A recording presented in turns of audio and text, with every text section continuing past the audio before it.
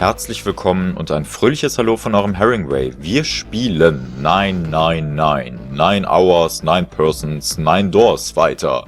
Und deswegen dürfen wir alle ja jubilieren. Huhu! Ja, mittlerweile haben schon mehrere Leute übrigens den Gag gebracht mit Nein. Also deutsch ausgesprochen, aber ist an der Stelle vielleicht auch fast egal. Ich fand's beim ersten Mal halbwegs amüsant, danach irgendwie nicht mehr. Egal. Weiter im Text. Wir haben beim letzten Mal festgestellt, dass das Ganze wohl irgendwie noch ein bisschen komplizierter hier werden wird mit diesem No-Nary-Game. Ein Spiel, bei dem es wirklich irgendwie darauf ankommt, dass wir uns wohl oder übel an Zeros Regeln halten, weil ansonsten werden wir nicht mehr viel und lange Freude an unserem Leben haben. Das hat der 9. Mann uns eindrucksvoll unter Beweis gestellt durch seine recht eigenwillige Aktion.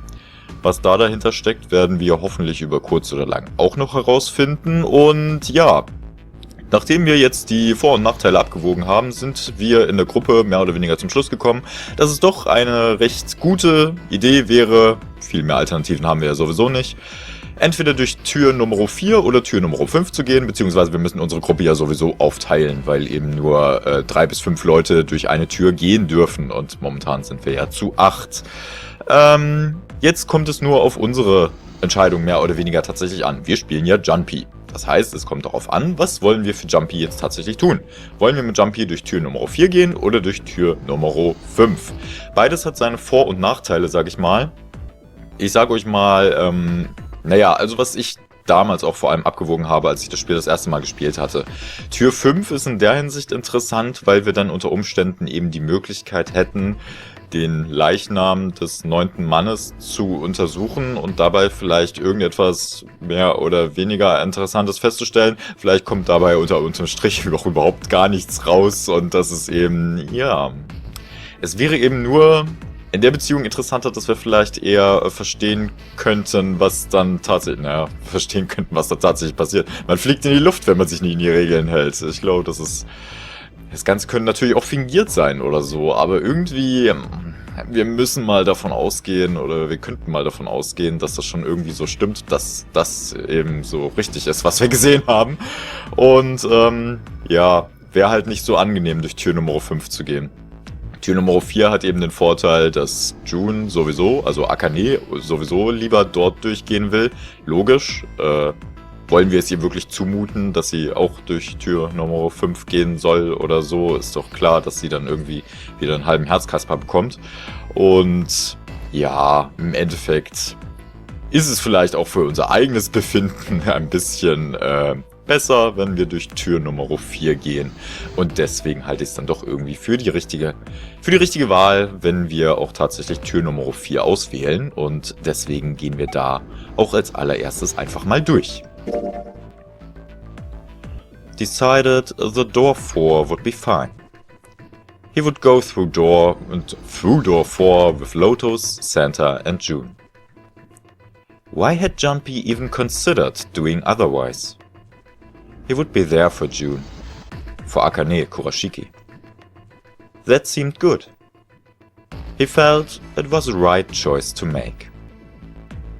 He made no shows of affection, but Jumpy saw her as something more than just a friend from his childhood. He watched the other 4 walk toward their door. Ace, Snake, Clover and 7. Jumpy said nothing as they left. Before long, they had reached door 5. They talked to one another for a few seconds, saying things Jumpy couldn't hear, and then laid their hands, one by one, on the scanner panel of the rat.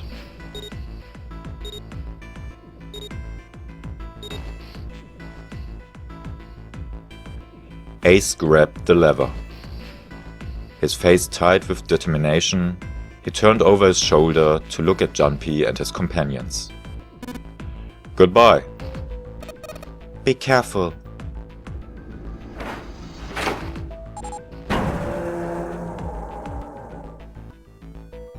Übrigens die kleineren grünen Blitze, die ihr immer mal wieder im Bild unter Umständen seht, das ist tatsächlich durch den Emulator. Also ich habe zuerst die Befürchtung gehabt, irgendwie, dass es irgendwas, weiß ich nicht, mit was anderem zu tun hätte hier auf meinem Rechner, aber es scheint wohl wirklich vom Emulator zu kommen. Deswegen bitte ich da einfach kleinere Bildfehler zu entschuldigen. Ist dann in dem Moment leider so. As Ace pulled the lever, the door swung open, the mouth of a great hungry beast. Beyond the door, Jumpy knew, lay the sad remains of the ninth man. It did not surprise him that Ace, Clover and Seven hesitated. The body was not a pleasant thing. Snake had no such problems, as his blindness made him immune to the horror. He stepped through the door, his feet making a wet splash in the pool of blood. Do you intend to kill me? I assume you haven't forgotten the door only remains open for 9 seconds, have you? Snake had not even bothered to turn around, but the other three steeled themselves and stepped through the door.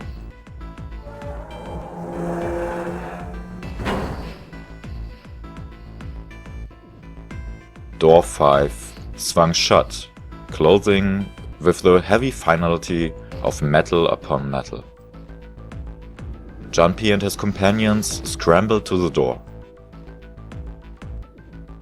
They pressed their ears to it in an attempt to hear what might be taking place on the other side. It's beeping. It's just like before. Probably the sound of the detonator on the bracelet. Do you think they're okay? June's face showed her concern more plainly than her words ever could. Almost as though in response to her question, a voice rang out from the other side of the door. It was Seven. Hey, there it is! That's gotta be the dead thing! Come on, get over here! We gotta authenticate!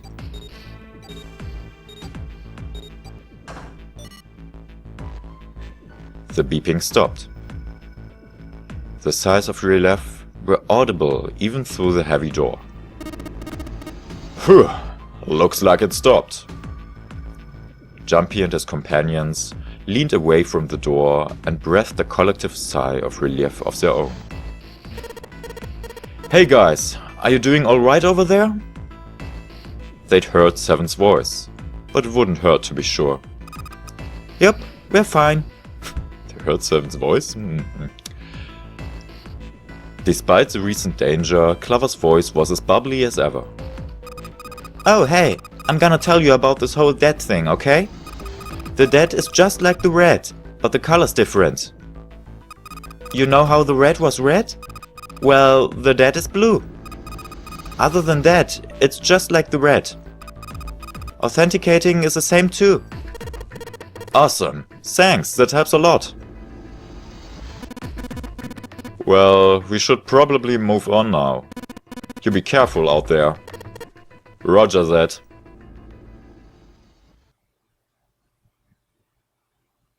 Jumpy and the others left door 5 and headed toward door 4.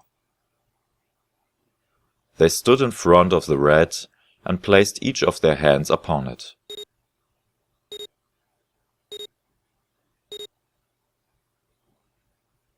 Four asterisks appeared on the screen.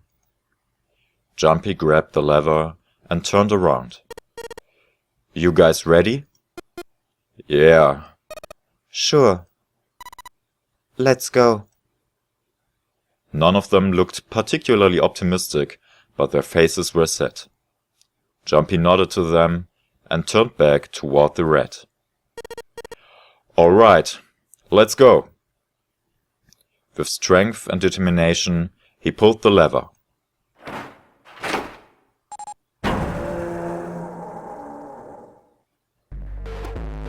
Run!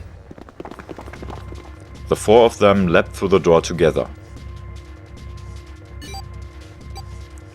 The moment they had passed through it, each heard a cold electronic sound coming from the left wrist. In the center of each bracelet, a red skull appeared and began to flash. The detonator's countdown had begun. And the long moment that each of them spent staring at their wrists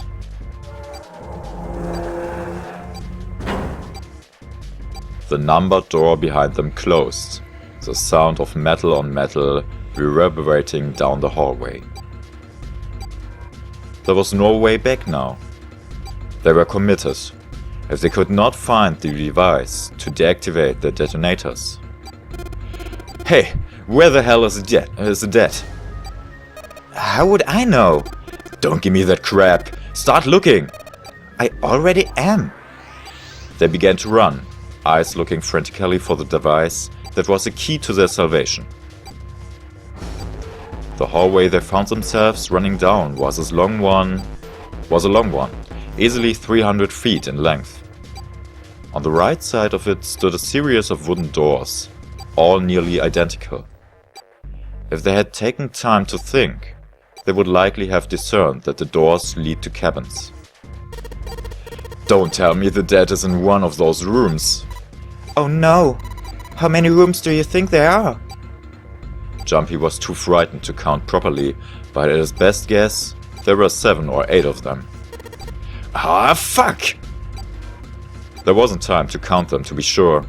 Jumpy ran to the nearest door. He grabbed the knob and shook it, hard. It wouldn't open.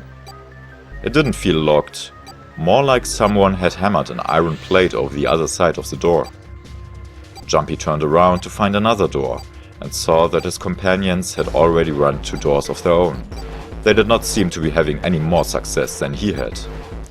Their own words confirmed his fears. Shit! This one's no good!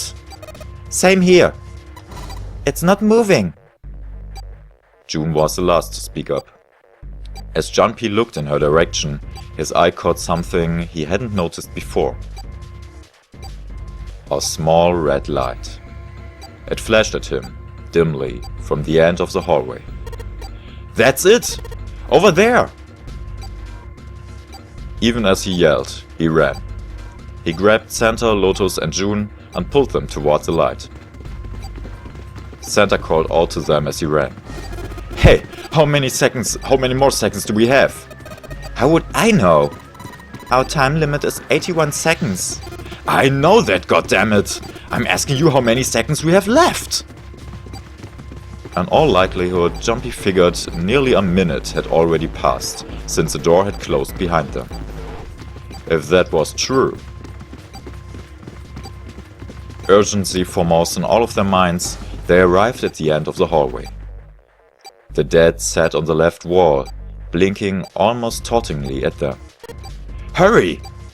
Jumpy grabbed hold of the machine, his hands slick with sweat and shaking. He slammed his hand against the scanner panel. The other 3 quickly followed suit. With a grunt, Santa yanked the lever downward.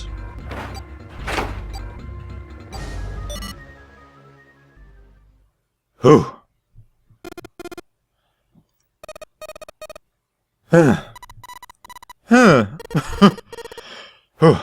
Looks like it stopped.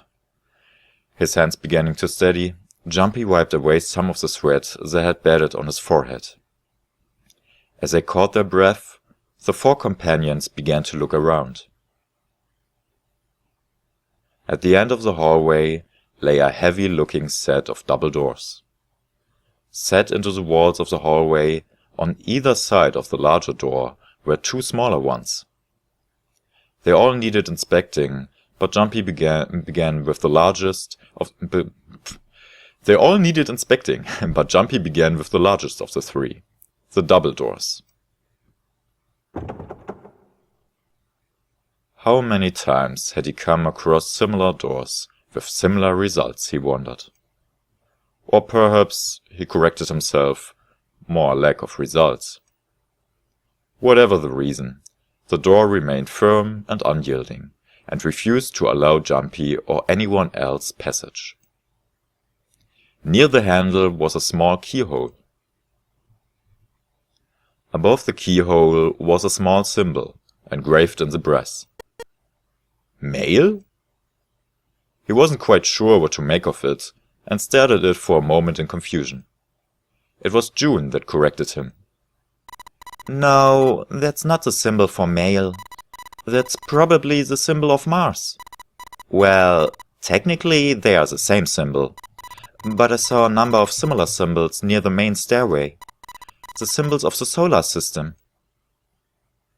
The Sun, Saturn, the Earth. At least that's what I'm assuming. So this isn't the man symbol, it's a symbol for Mars? I think so, yes.